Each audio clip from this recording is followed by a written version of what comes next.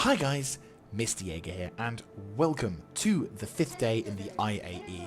Today is Crusader Day and Tumbril Day.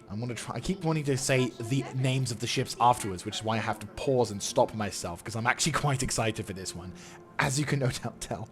But no, so this is the big day. This is probably one of the bigger days of the event that I've been really kind of pumped to see. It's also, funnily enough, the day of which I have most of the shit in this particular haul. I have one of the Hercules, I have one of the tanks, I have one of the Cyclones, and I have one of the Aries. Oh my god, I'm so excited. Anyway, so we'll be having a crack as per usual at all of these big Chad vessels before having a look down below in towards the hangar, the holodeck, to be able to see what is available. And oh boy, is it awesome.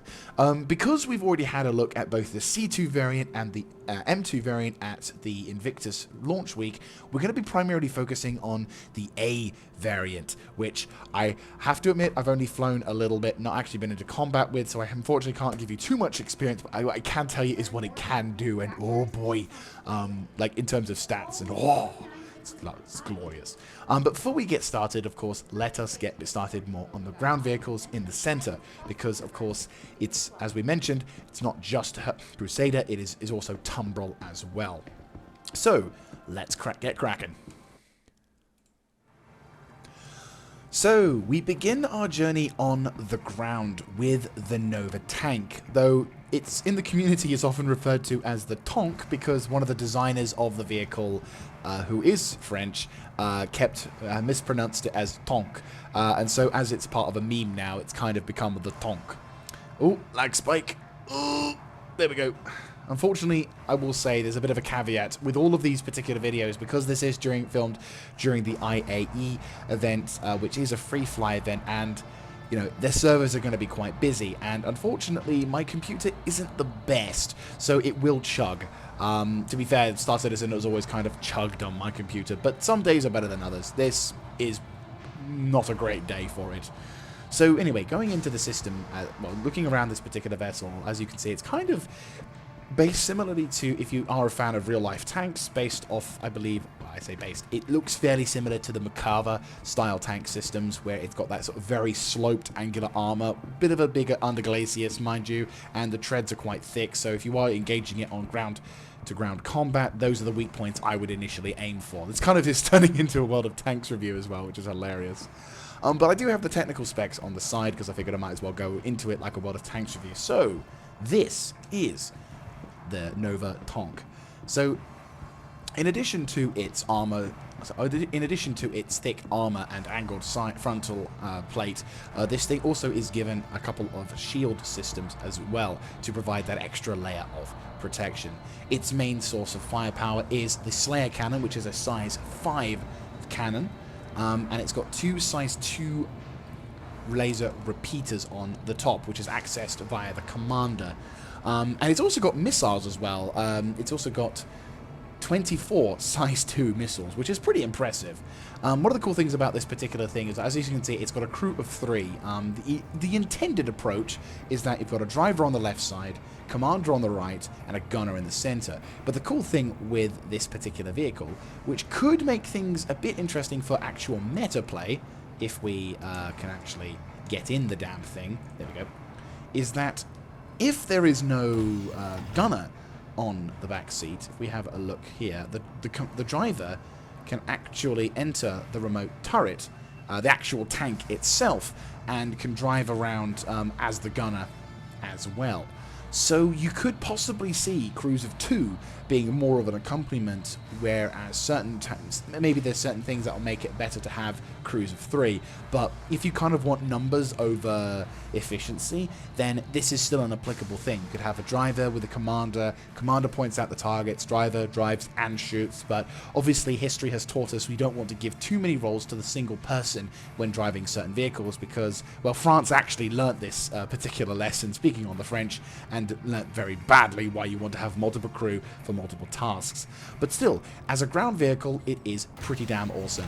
The only thing I can say that's a bit negative is that unfortunately there is no reason to use it, which is really depressing. Apart from clan skirmishes and other sort of things, there are no ground combat based missions at the moment which would really require such a thing as a Nova tank. But trust me, when there is, this thing will be dangerous. In terms of the UI, the only thing I can say that I'm a bit complacent over is that the UI for the gun is very, very simple. The UI that you saw from the driver's perspective is also the same from the gunner's perspective. There's no leading, there's no accuracy information, there's nothing. It's just a crosshair and ammunition. And that's not great, because what it means is that the gunner is going to have to spend a while figuring out how the accuracy works on this thing, and that particular factor going into a combat without you really knowing is kind of a dangerous facet. I can, however, say that this thing can take quite a punch. When it initially came out, myself and Nimbus, we came out onto the front and we did some testing to see what kind of stats this thing had in terms of combat. I would say right now this thing is pretty impressive. It can take a couple of railgun shots before detonating. As said, it does have a shield, so if you do pop a railgun on the side, it will kill the shield before it does any real damage to the armor, though again, it is a rail physical projectile, so there will be some element of damage. The only other thing I've got to warn you about is that if you do drive this thing and it flips over, you can lose the top turret, the ballista turret, the repeater turret, if you flip this thing, because while it is a tank and however many tons of this thing that it weighs, it will crush the guns, so you have to be excessively careful. She is a little top heavy, as you can see. She's also quite maneuverable. She can reach max speeds of about 20 meters per second, which, if I was going to say 100%, I want to say she can go up to like 50-60 kilometers per hour, maybe. That's a rough estimate, I appreciate. But she feels fast. She is fast, but she is top heavy, so you want to be careful when driving in uncertain conditions. And you do not want to try and drift this thing. Holy shit, do you not want to do that.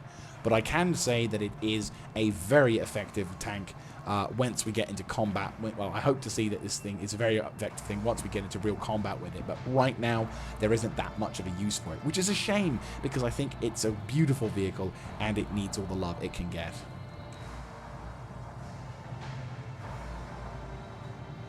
As we stare into the gaping jaw that is the Hercules A2, I sit back and I smugly smirk and go, "That's mine!"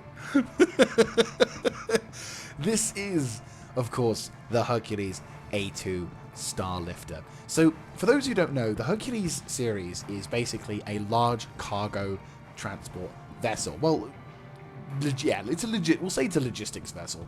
The C2 variant, which is over there, is currently the big boy in the pledge, because this particular vessel, the C2, has the most SCU cargo capacity carrying in the game at this moment, carrying 696 SCUs worth of cargo, I believe. Closely followed by the M2, which has less, I think slightly less, I think like 500 and something SCUs worth of cargo. But it's more designed to be a troop transport with an armory on the top and a few other sort of more militarily focused things. There's like a couple of turrets, whatever. But this vehicle, unfortunately, carries the least of all, which has about 216 SCUs worth of cargo. But that's okay, because what we have instead of that lovely juicy amount of cargo is a little bit something more special, which is, of course, bombs. So these are size 10 Moabs. Now, for those who don't know what Moab is, that is mother of all bombs. Very seldom utilized. I think we saw one recently used as far back as Assyria, where basically they dropped it in and they did something fucking magnanimous with it. Holy shit. This is a huge bomb, capable of fucking up everything within a small radius, which is kind of cool. So yes, this was the big touted edition, which I have bought, and I am ecstatic to see. Now, of course, it's a shame that we can't get the rear access panel way to go. It's a bit mental, but here we are. Oh, hello. If I open this up, what is this? This is the bomb bays. Oh, that's the back door. Yeah, okay, that's fair. So obviously, so as I said, unfortunately, I haven't really taken these into combat as of yet, so I wouldn't really know how to utilize it. One would assume if we entered, is this the bomb bay system? I'm not entirely sure. I'll have to probably take this out into combat. But what I can tell you is that these things are capable of dropping bombs, and they are capable of fucking up a lot of shit. But it's not just the bombs that we've got. We've also got a number of turrets as well. 2 size 4 Gatling mounts. Yeah. We have a couple of size 2, size 4, 2 size 4. There we go. Gatling guns. We've got 4 size 5 cannons, remote turrets. 2 size 5 Omniski cannons, 6 size 4 cannons, and obviously the bomb bay and everything. So we've got way more cannon and defense and everything, and pretty much like the other Hercules, this vessel has got a few amenities and all that jazz. This one I think is the crew quarters, isn't it? Like, it's very similar to the habitation. Yeah, this is more militaristic. It is a bomber vessel after all, so there are more UEE naval regulations, but I think if we open this one out, there you go, there's like a military sort of thing. I think this is I've not actually been in this particular thing before. This is really cool. Yeah, there's a little bit of a hub sort of thing. Again, this is meant as a bomber vessel for long distance missions. So obviously, the concept is this ship would be effectively utilized during longer periods of combat. But yeah, this thing is mental. The size 10 Moabs is ridiculous. And here we go. We've got more turrets as well. Oh,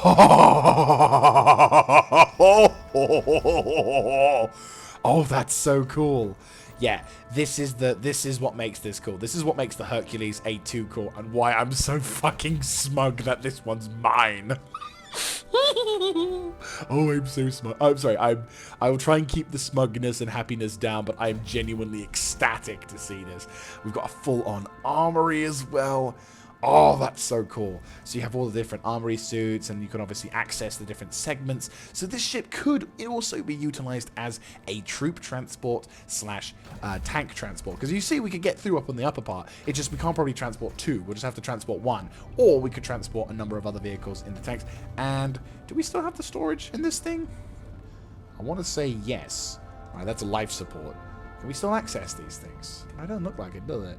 No, it doesn't look like it at all. Because in other editions of the Hercules, you can actually use these to access certain panels. Now, let's open you up. Are you support? No, this is like life support shit, isn't it? Yeah, no, this is like a life support optionality. So, no, I don't think so. Unless... Oh, no, there is storage. Oh, they've just redesigned it a bit.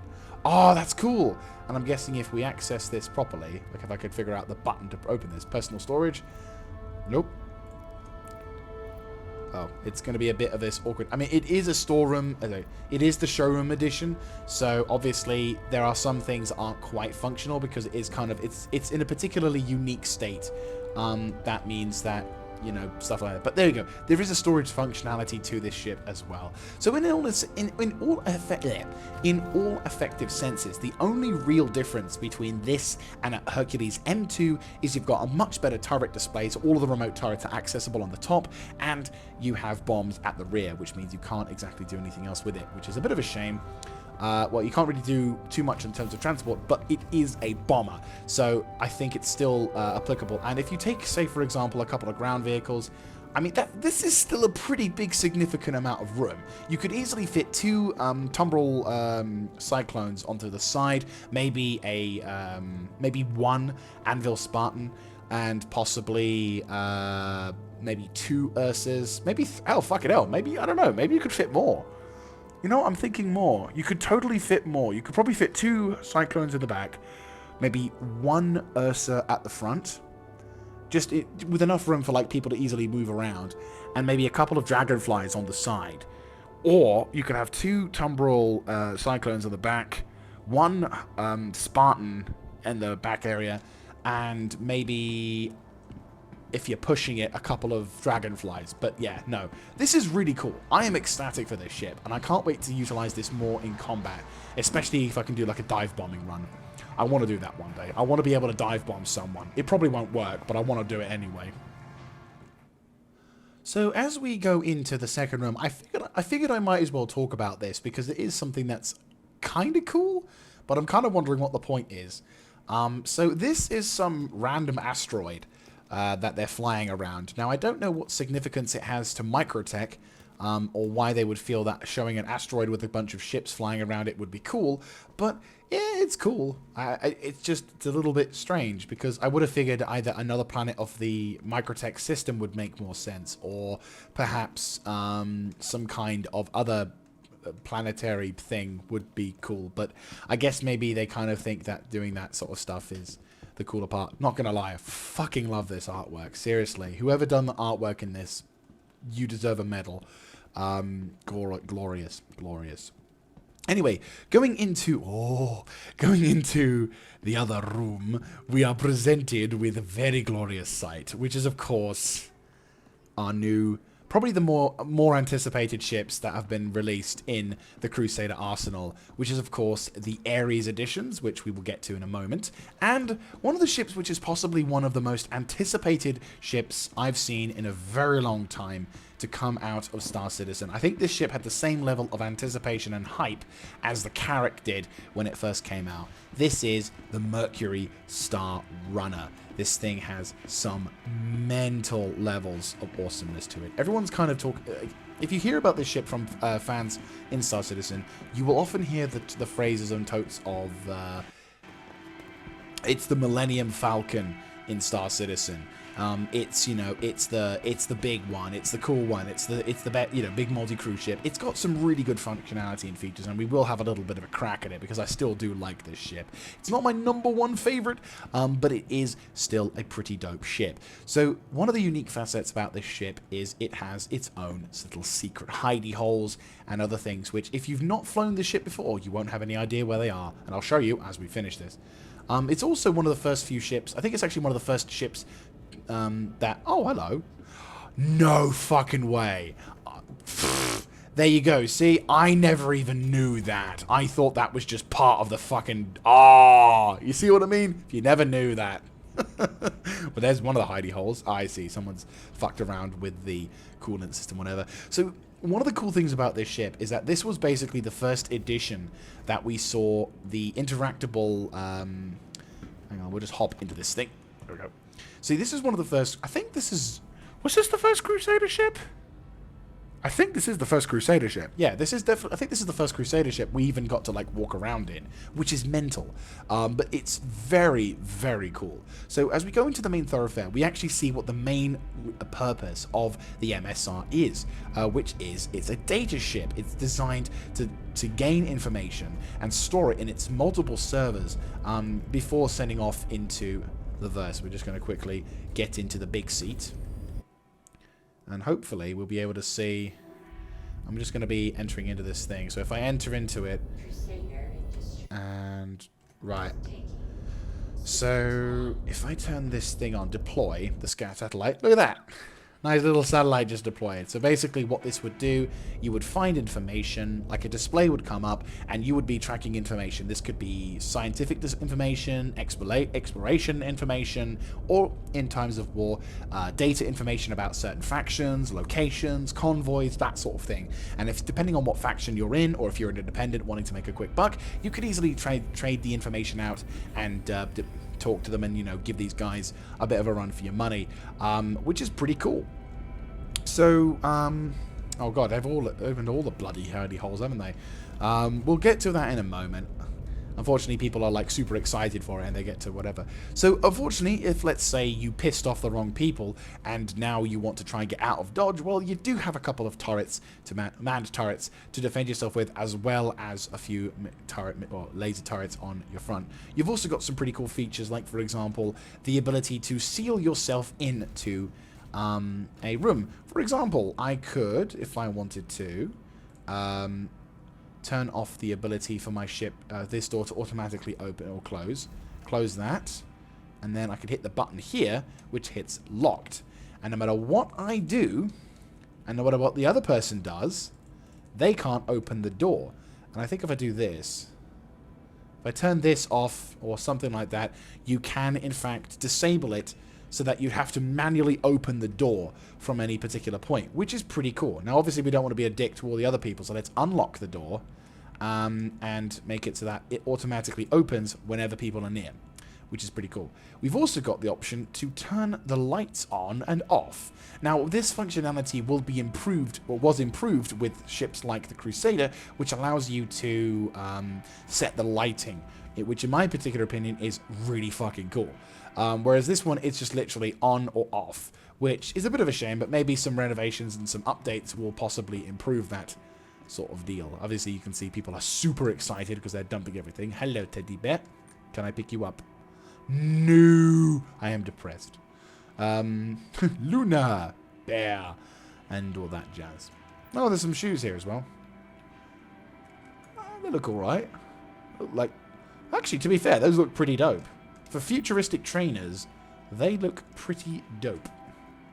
And some dumbbells. That's not a safe thing to have in a zero-G environment, as well as a non-zero-G environment.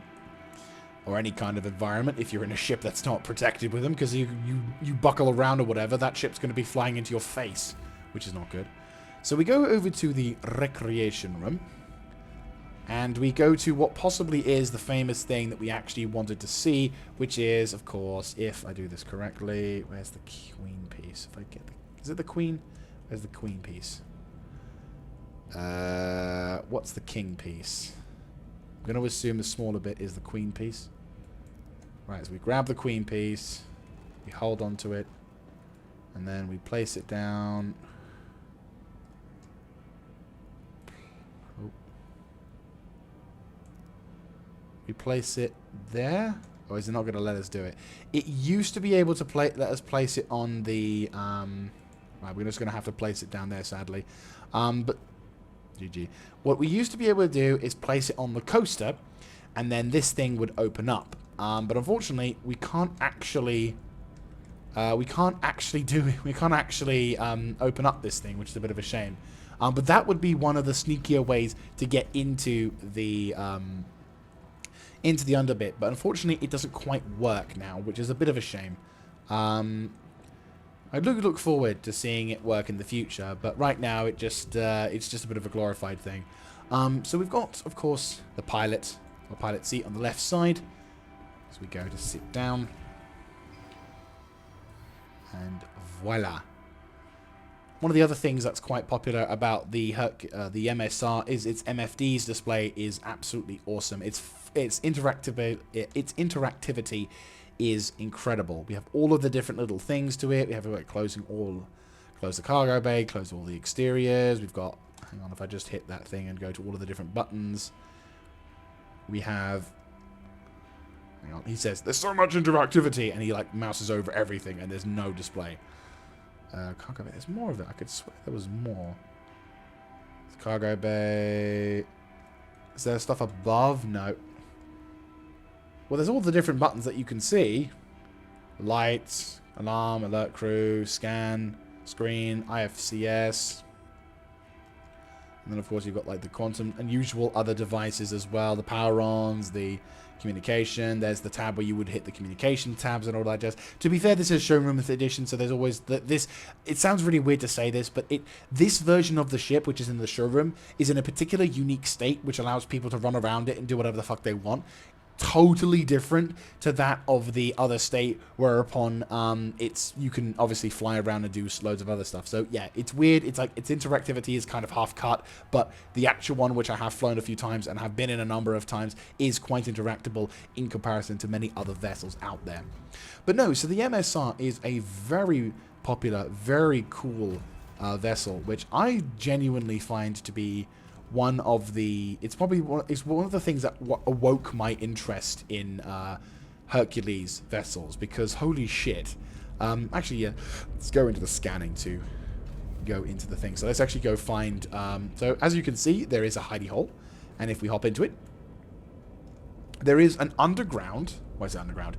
Inner ship workings tunnel system, which allows you to smuggle certain things that you don't want to be found. So if we go along this way, and we come up to here, and we open the door, we are in the recreation room, and there's the chess piece tool stuff, which is cool. I like that. It's really funky.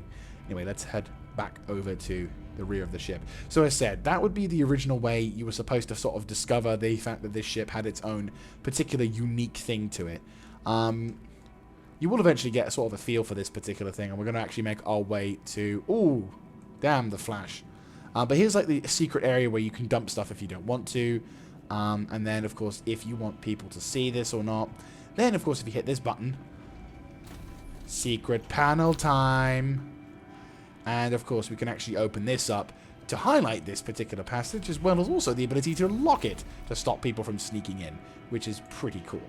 So there you go, the MSR. It can transport some, like an Ursa rover or some other sort of minor ground vehicle, and it has the ability to be pretty much the... Would I say the best starter ship, multi-crew ship in the game? Probably not. But it does a damn fine job of acting as the small introduction to multi-crew shipping, which would possibly be a starter for quite a fun amount. I mean, I kind of consider the best multi-crew ship in the game to be the Aegis, the Anvil Hammerhead. But that's only because, you know, Dakar upon Dakar upon Dakar, and everyone loves Dakar, right? Well, I do at least. And now we introduce ourselves to the second most anticipated ship in the IAE event, the Aries Inferno. Or, as some of the fan base has probably called it, and I call it, Mighty Bert in Star Citizen. I'm going to call it Mighty Bert, because Bert. So what exactly is this vessel? Well, this is a massive, it's a heavy fighter, well, medium to heavy fighter,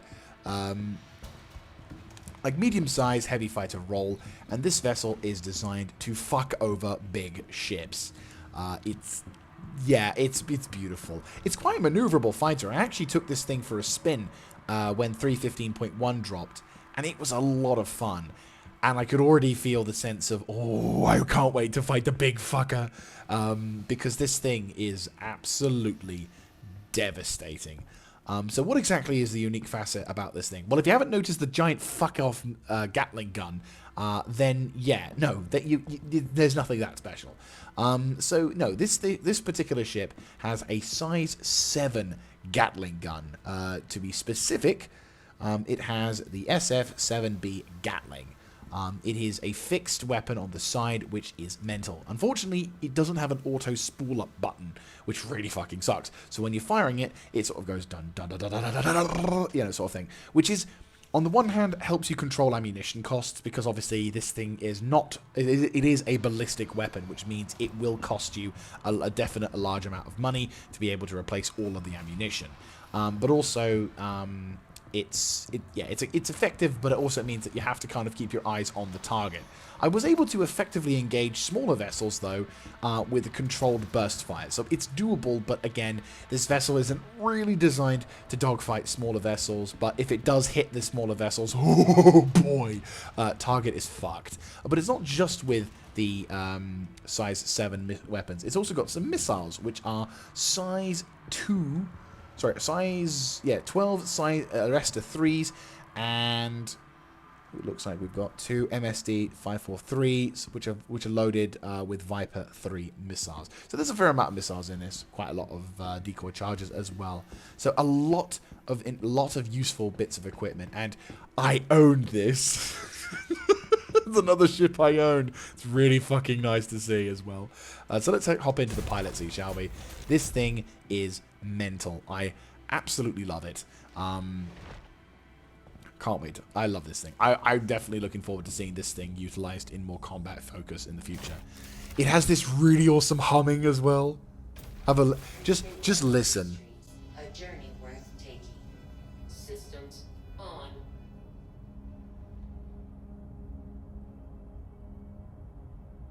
Just that hum. And when you're like powering up and everything, it goes even louder. Oh my god, it feels so fucking good. I love it. I fucking love this ship. It's Bert. It's fucking Bert. It also has the best skin, in my opinion. Black with red. Just looks so cool. So fucking cool. And it's It is beautiful. Its concept is so simple, but I fucking love it. And so good. So good. I'm very much a big fan of this. Now, this particular vessel does have a bit of a disadvantage, though, in comparison to its counterpart over there, which is the Aries Ion. So let's have a little hop out whilst I swap the page as well. So, oh my god, though, it's still good.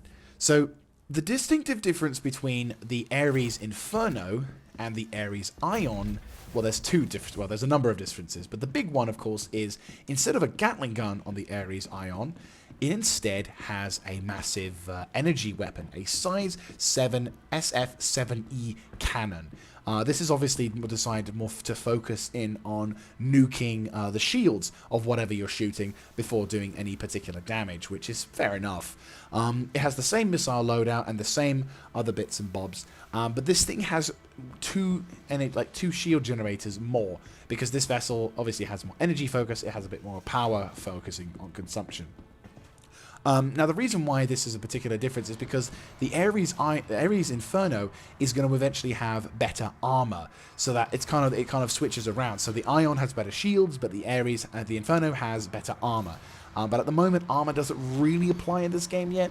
I'm feeling like we're very close to it. But right now, armor is very much, it's just hit points at this point. So if you're during the enemy shields, or if you hit the enemy ship enough times, bang, vehicle goes bye-bye. But in the future, we're hoping to see some better, hopefully we'll be able to see more armor-related things, so perhaps you can end up fucking over a ship's engines before potentially destroying it, thus resulting in you having to think. I am going to hop into this one as well, just because I want to see if this has the same humming sound. Oh, hello. I might even take this thing for a spin. I can't even rent this thing. No, it's the same ship. It's just Ion. It's just got its own thing, and it's got its own particular skin, which I'm not gonna lie, that also looks pretty fucking cool. You can obviously buy the other ships as well. Oh, it's got a cyclic thing for its engine. Oh, that's actually cool. I'm not gonna lie, both of these ships look dope. I'm half tempted to get both of these ships. I shouldn't, but this does look fucking cool. Oh, that's so cool. Oh, I'm in love. This is the reason why I'm in love with Crusader. Crusader is where it's at when it comes to combat ships. That's for damn sure. That hum. That fucking hum.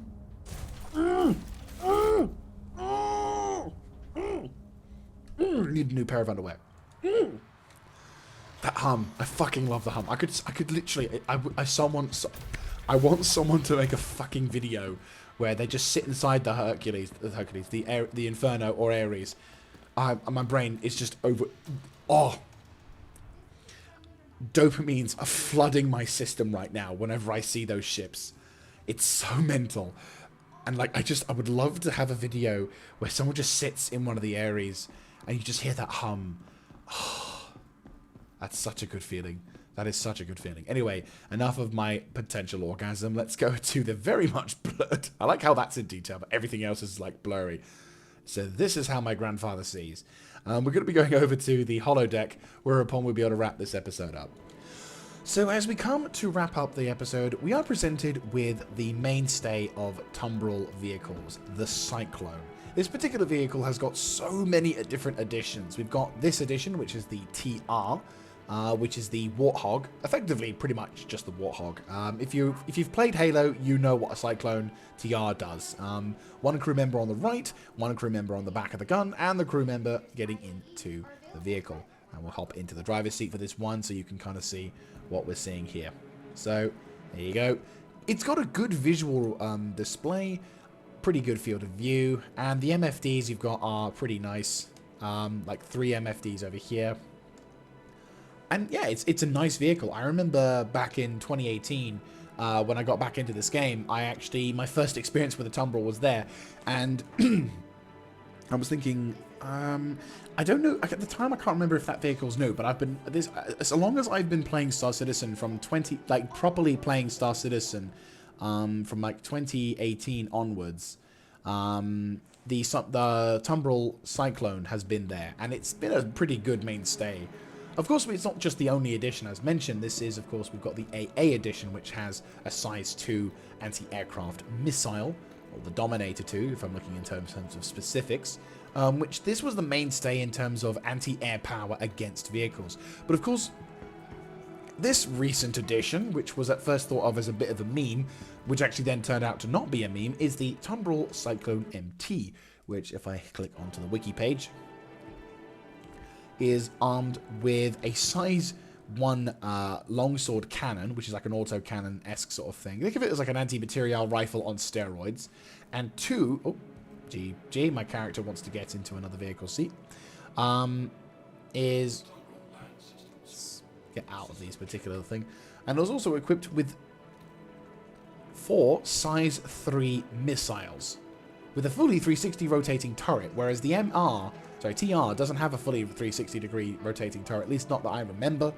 It's been a fair few whiles. I mean, it's possible they might have added a 360 turret when they introduced this, but yeah, no, this thing is a fully 360 traverse turret, and this thing is mental.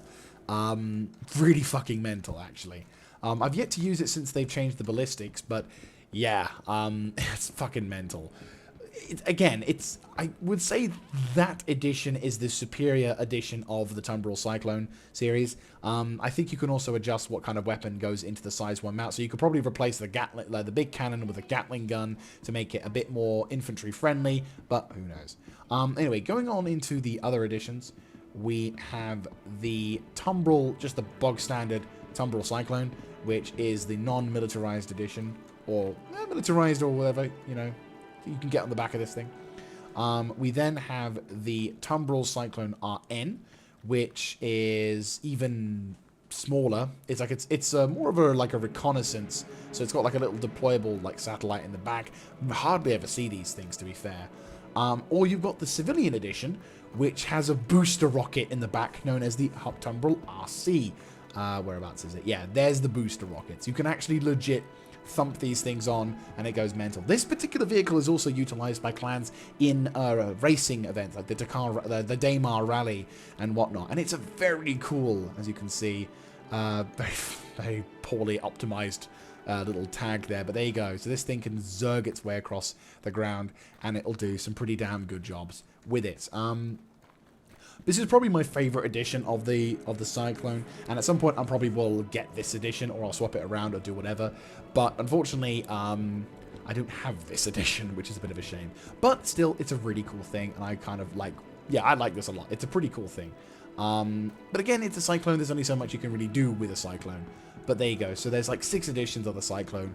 If you fancy a ground vehicle and you want to have it either with a bit of firepower, I would suggest the Timbrel Cyclone MT. I think it's a bit more expensive than the Cyclone TR for obvious reasons, but both are still pretty cool. But at the moment, like with the Tumbril Nova tank, there isn't a lot of ground vehicles combat to be doing it. It's mostly Org v Org shit that you have these particular things. So if you're a clan member, these missiles are pretty cool. The Tumbril Normal Edition, though, I think is actually quite a solid platform. The TR Edition, because the turret is got much better cover. It's simpler as well, so it's a bit cheaper to work with, and the Gatling gun on the top, if you're going with only just stock equipment, is obviously rapid fire, so definitely a solid piece of work there. And as we enter into the holodeck, we are presented with the holodeck future of the Tumbril and Crusader Industries. So this is, of course, the ground vehicle that I mentioned in the previous episode, the Tumbril Ranger. This is the first ground-based bike, and it looks awesome. It's got a couple of size 1 auto cannons as well. I got the military edition, but there are the more civilian edition. This is the racing edition, I believe. Or is it just the same? I think they just did the same bikes, but there's a racing edition with its own booster, and I think I went with the more combat-focused one, which has the ability to transport like a little bit of cargo, but mostly is focused on doing military stuff for shooting, but it looks pretty fucking cool. Yeah, no, seriously, looks fucking cool. And I definitely want to get one for myself. Well, I've already got one for myself, and I look forward to when these vehicles release. I've not seen it for quite some time. The news of it has been kind of down low on the Piper, but I'm hoping that CIG brings these out soon, because It looks so good, and I think we are in desperate need of some bikes in Star Citizen. I think that will get some people really invested. And moving on from bikes, we go to luxury transports, and we are introduced to a very interesting ship known as the Genesis Starliner. This vessel is cool. I mean, I'm fairly indifferent to it, but it's Crusader, so I'm gonna love it. But no, the Genesis Starliner. It's kind of the first luxury airliner to, or I say luxury, we don't know if it's going to be super luxury, but it is a civilian model for airliner, and it looks pretty big and impressive. This is the first time I've actually seen it in game, and it does look cool. Like, there are a couple of like posters and advertisements around the verse that talk about this thing, but this is my first view onto it.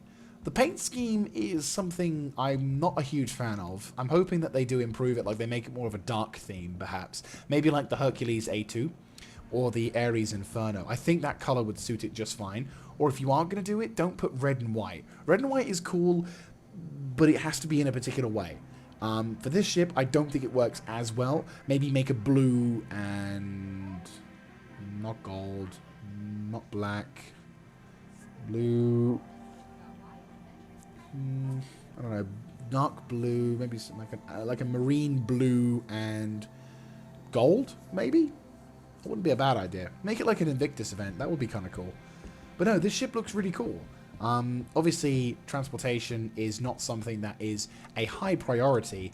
Like when we say transportation, I'm not talking like transfer and trading cargo. I'm just talking straight up taking people from A to B. There's not really any kind of role for that at the moment, but eventually in the future we will receive a job role where you can become a commercial pilot and you can take people from A to B and it's all cool and shit. So yeah, no, this is a very interesting concept. One that I will look forward to seeing further implemented, but I kind of feel that this ship at this moment isn't really a ship. Well, in my opinion, I feel that if it's not going to fulfill a role that players can immediately hop on into, then I don't really think they should focus on it. Like, you know, if it's not actually going to be part of a new transport role that the limited vessels that we have already in game can do, then, I mean, dedicated for the role of limited vessels, then I don't really see much value in introducing a new vessel with that in mind. If, for example, they were like, okay, so with the introduction of this, we're going to make this into a new transport gameplay loop, then sure, whatever, that makes sense. But I'm hoping that I'm hoping that CIG, when they do release this vessel, adds that in. Otherwise, I feel that this vessel is just going to kind of come and go, and no one's really going to pay too much attention to it until the gameplay loop is introduced. But I don't know. I don't know. We will see. We will see how things work out. So there you guys have it. The Crusader Day has come to a close, but I will not lie, today has been an absolute blast. I have had a lot of fun looking at all of these gorgeous vessels. Absolutely loving them. Hercules is one of my favorite transport vehicles. If you ever do want to get into this game and you want to do cargo transportation and like selling shit, that is your end goal. We're gonna have a look at the C2. We're going to run through the C2 whilst I wrap up today's episode. So this is the C2. This is the civilian model. This one holds the most SCU's worth of cargo in the playable at the moment. And as you can see, this thing is fucking huge. And you can reverse vehicles onto it to and from. It's just awesome. It's got a really cool lighting display. It's Crusader. It's the best in the world. Well, the verse, and I love it dearly. It's got its own little underside as well. If you want to see this vehicle in more in-depth status, there are other YouTubers, of course, who have done it. But if you want to see something from my perspective, feel free to go to my channel, where upon the playlist of Star Citizen, you will see the the Invictus week, where Crusader was showing off, and I think you will see the vessel being shown off in all of its glory, which I am ecstatic for. This vessel, I think it was Invictus, or was it IAE? It was released a while ago, shall we say. And this vessel, and the A2 edition, sadly, wasn't available on launch, which was really fucking annoying. But the Hercules is still a beautiful ship, and I think if you're getting into Star Citizen and you want to do some trade, that is your end goal. But still, I will catch you guys in tomorrow's episode, which we will hopefully get to see some pretty cool stuff as we go into... I don't actually know what particular faction we'll be seeing in tomorrow's episode, but when we do get there, we will be able to enjoy the glorious ships that they endure. So without further ado, I will say my final goodbye. This is Mr. Jaeger, signing out. Have a good one.